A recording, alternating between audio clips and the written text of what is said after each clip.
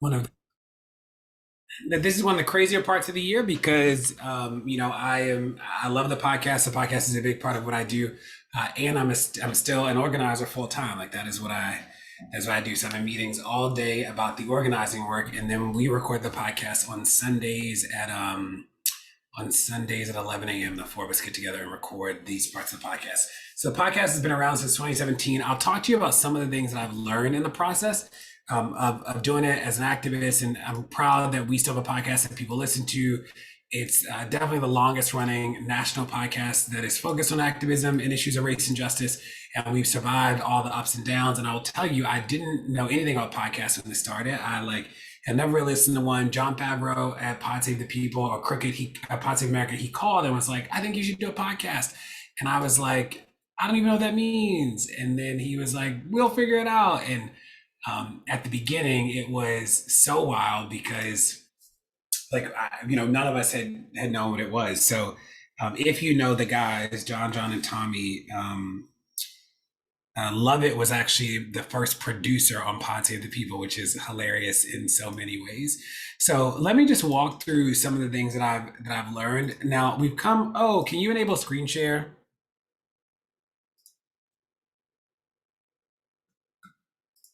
Okay, You should be all set. got it. Okay, um, so I looked back and we just had our 231st episode, which is so wild. It doesn't feel like 200, but whew, it's been a long road since the very beginning. And super proud to have it. And we've done it through all the things, like through all the seasons, through all the work, we've still done it.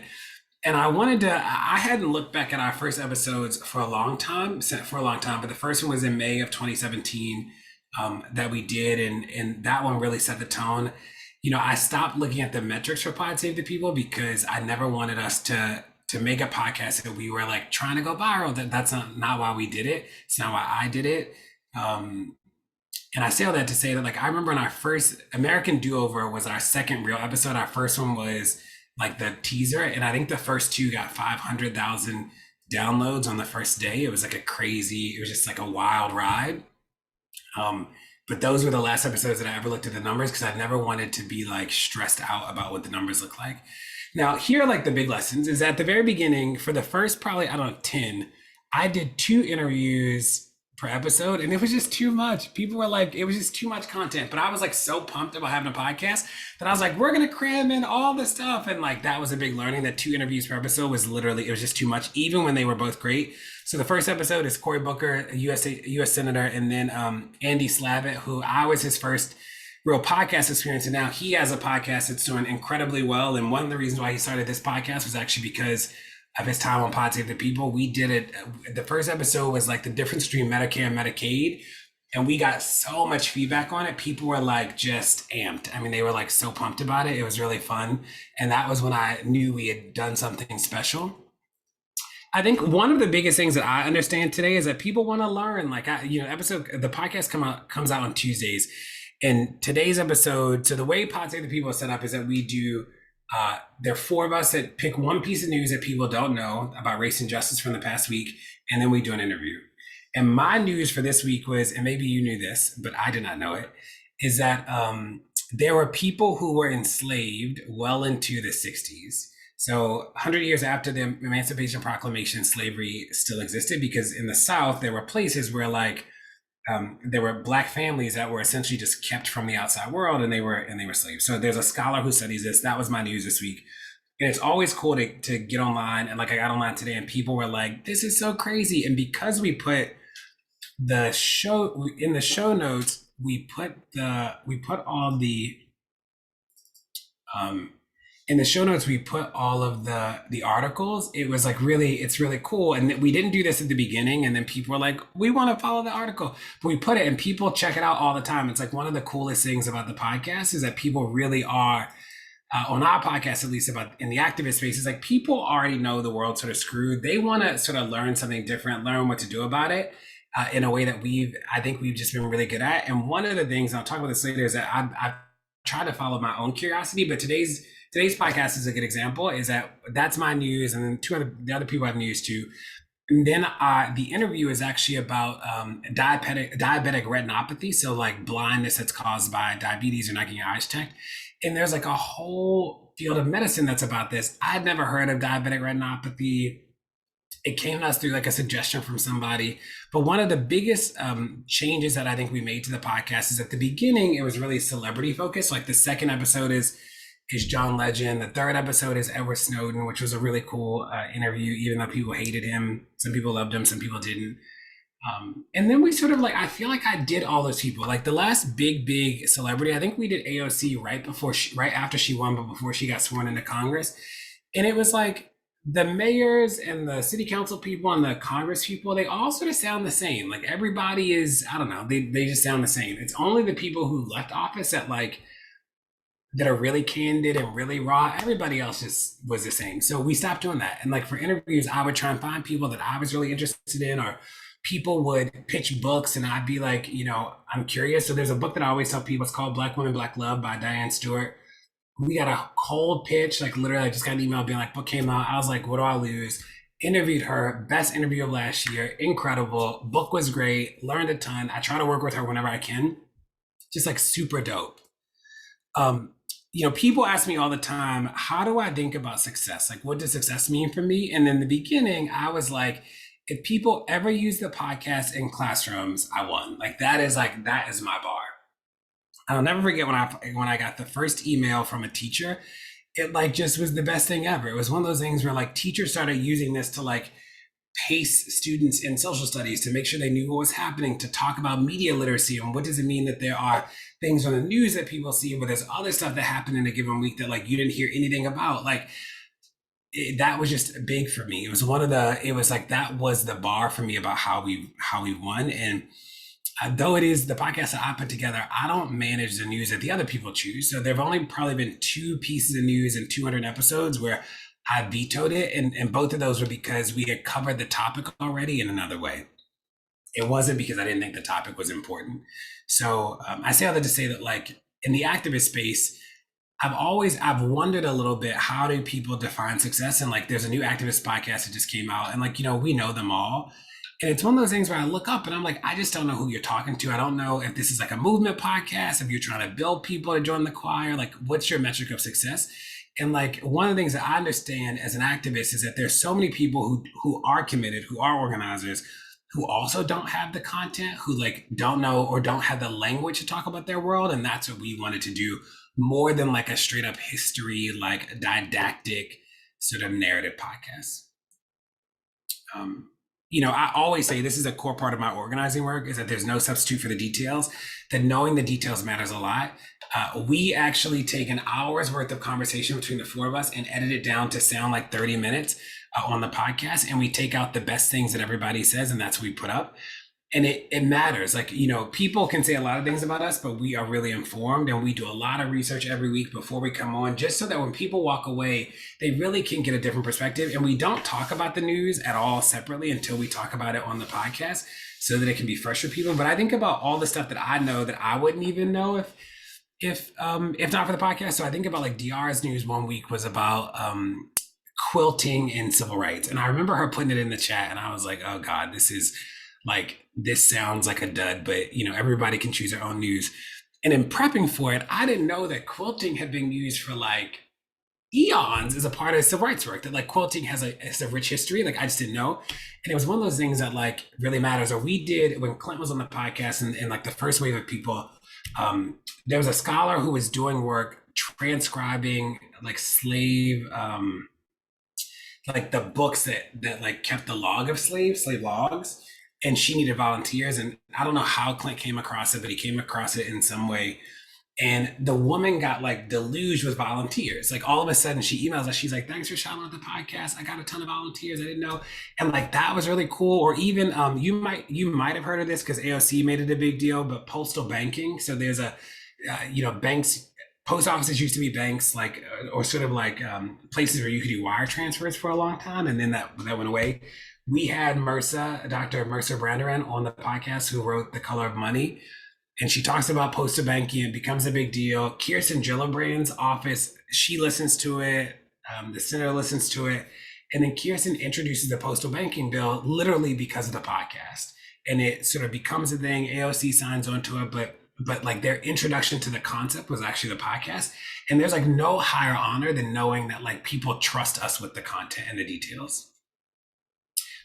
People ask me all the time, like, what are the skills? Like, I really don't know what you do outside of in the advocacy space outside of curiosity. That like, when I'm coming to the pod, I really do save all of my questions for the guest. And I will tell you, as somebody who wrote a book, I did a 20 city tour. I think we did 23 cities or whatever. A huge tour with the book.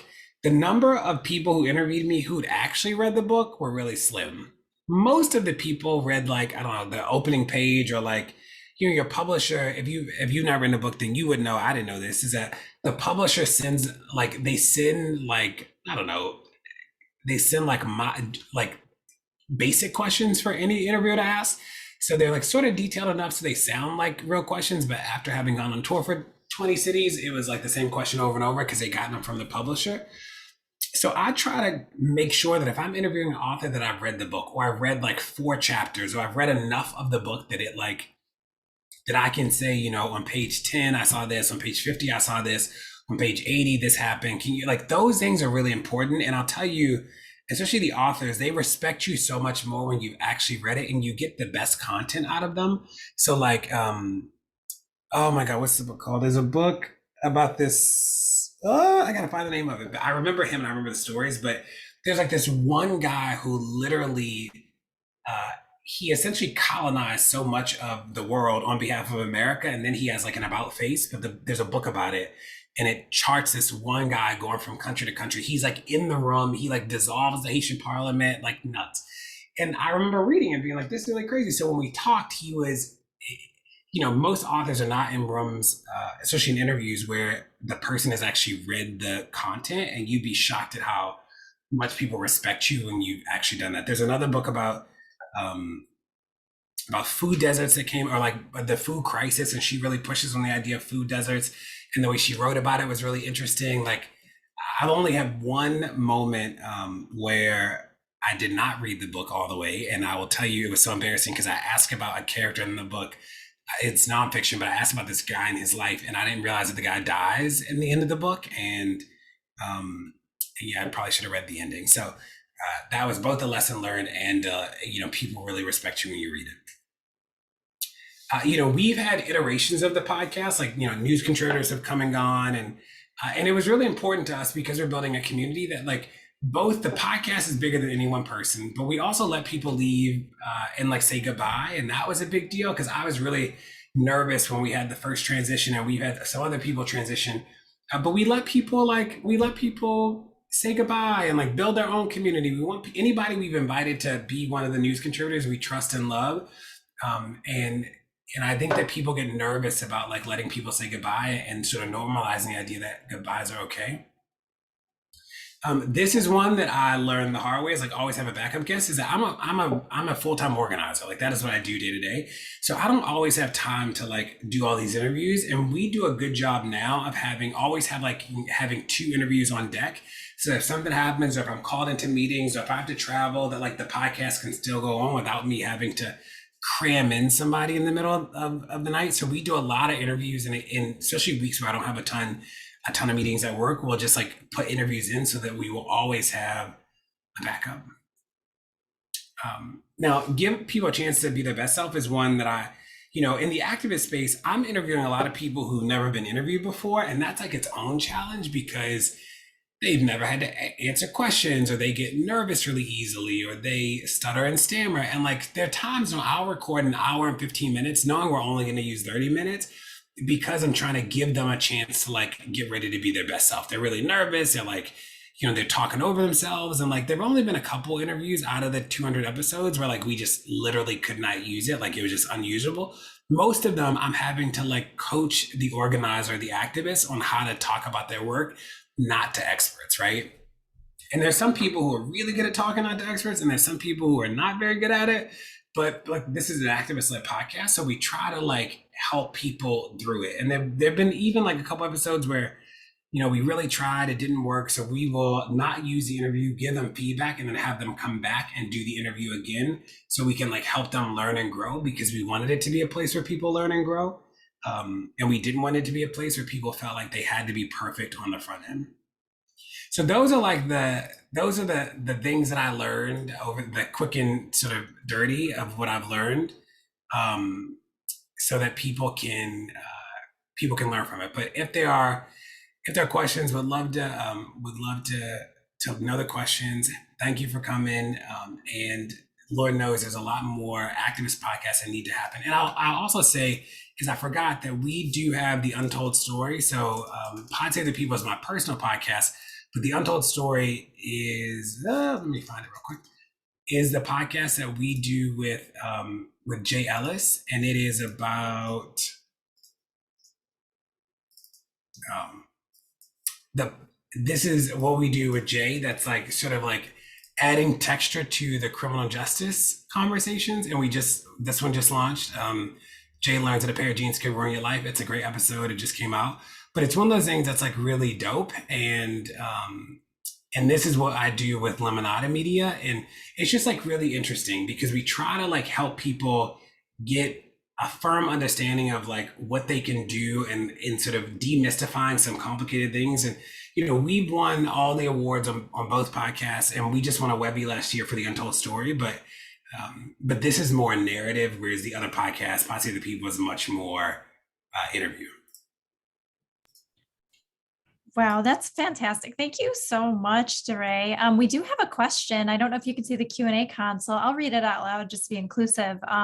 Christine is asking, hey, DeRay, you mentioned you edit your hour-long show into 30 minutes. Does that mean you cut out big chunks or cut out filler words or things that may be silly or random? Good segue from your final slide, in fact. Yeah, so we cut out. It's funny. I'm actually not as involved in the cutting out anymore. I used to be more involved. We have the producer sit in on the interview, so we're normally cutting out redundant things. So like I might say something, and then Kaya will be like, "I agree," and we'll cut out the "I agree."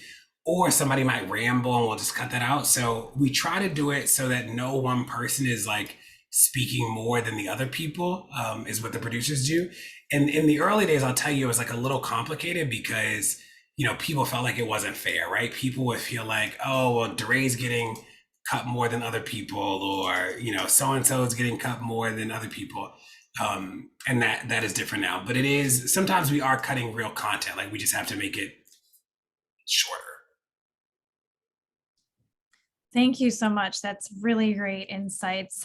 We have another question from Elaine, and Christine, thank you again for that great question. Elaine's saying, you mentioned we want to be a place where people learn and grow. Did you sit down when you first started the podcast and set out the values you wanted to adhere to and how you would live those day to day? Are there others? Yeah, it was, so wanted to be a place where people could learn and grow, wanted to create a big platform where activists and organizers could be treated like competent people too, that they could get a big platform like everybody else, that we tackle stories before they become big stories. Like we talk about things that people should be talking about, and we, because it's a podcast where I can choose who the guests are, like that actually works. And the values have evolved over time. It was like we didn't always we covered Black issues really well, and then it was like, oh, we should probably do Native American issues. We should probably do, like, it was like, we need to include a ton of voices and be really thoughtful. And I started this in 2017. It was like right around Trump, and I didn't want to do a Trump podcast. Like I didn't want to do that sort of news. So we were trying to do something different. Thank you so much. That's great. And Elaine, thank you for such a good question. I have a follow-up question actually for you, DeRay, if I could also ask one. Yeah. Yeah, I mean, if you could name like the 3 to 5 values that present day Pod Save the People embodies, I mean, what comes to mind for you? I'd say honest. Like we try to be really candid and honest. The second is informative. Like we hope that every single episode you walk away and you're like, oh, like I didn't know that, or like like that we want that to be how people think about it. And then the third would be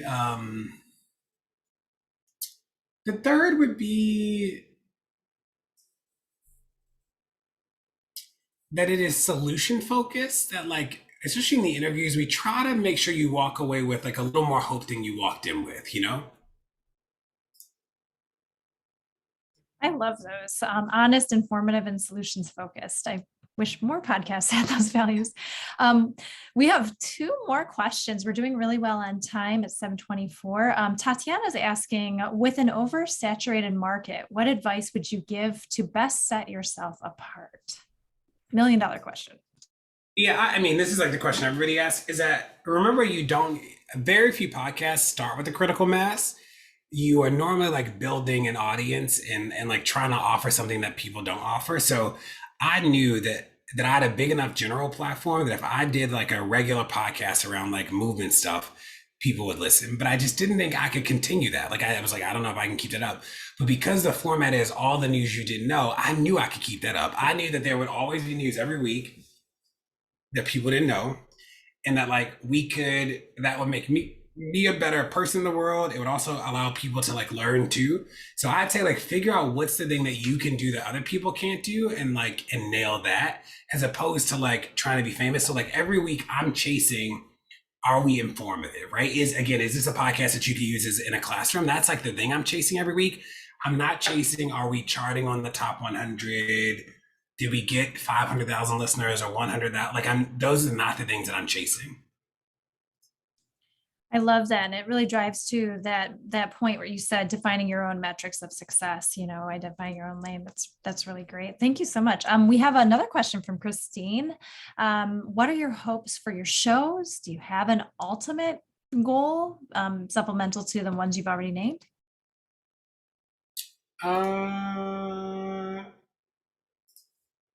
No, not other than I've named, every week I'm like, whew, we're still doing this, right? I'm like, I started this in 2017. I didn't think that we'd still be doing it.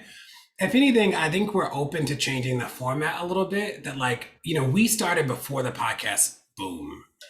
But now it's like people don't want to listen. I don't want to listen to an hour and a half podcast. So we're down to like 45 minutes or an hour, right? The pandemic means that people are not driving as much anymore. So like that's where a lot of people listen. So how do we make a podcast that people can listen to at home? Should we be doing more narrative podcasting on the pod instead of more like interview based? Like could we produce it more? Like what does that look like? So like I think all of that, like I'm more open to it than I think I was before. Before I was like, this is what we do, da, da, da, da. And now I'm like, we should like play with all of it. We've done everything you possibly could do. You know what I mean? So it sounds like it's just a holistic process. You're just following the process, noticing what's needed, and then also what honors kind of your vision and through line on that. Yeah. That's great. Well, I don't see any other questions. I feel like I wanted to, and you got a comment. Christine was also saying she loved that. I just wanted to, again, thank you, DeRay. And are there any parting words before we start wrapping up that you'd like our audience to leave with, especially driving to those themes that you were saying of being informative, honest, hopeful? No. You can do it.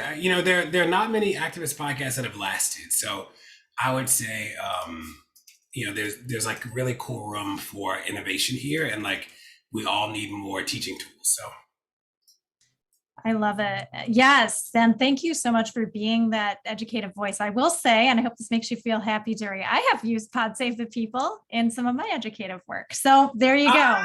Literally, yes. Truly the highlight of what that's like the biggest honor I could get. Oh, pleasure to deliver that honor to you. Oh, one more question, and then we will start wrapping up. Christine, thank you so much for all your great questions. Everybody in here has been fantastic. Christine is saying, what do you look for in a guest? I'm trying to, at this point, I get a lot of pressure to like do celebrities, which I resist. I'm trying to figure out, I guess, where I can learn. Like, will I learn something? Is there like somebody new or something interesting that like I can learn from? And that's like the thing. That is like can I learn? So like today's episode was diabetic retinopathy. I had no clue what retinopathy was. Like I just didn't know. And somebody recommended her and she was great. And like, it's those things that I'm like super interested in now. So if you ever have anybody you think we should include, please let me know. Well, I'm going to just wrap up with this final question here, DeRay. How should people let you know? My email is just DeRay@DeRay.com. It is very easy, very simple for you to look at. I love that user experience thoughts. That's really great. Well, folks, I'm going to stop recording here.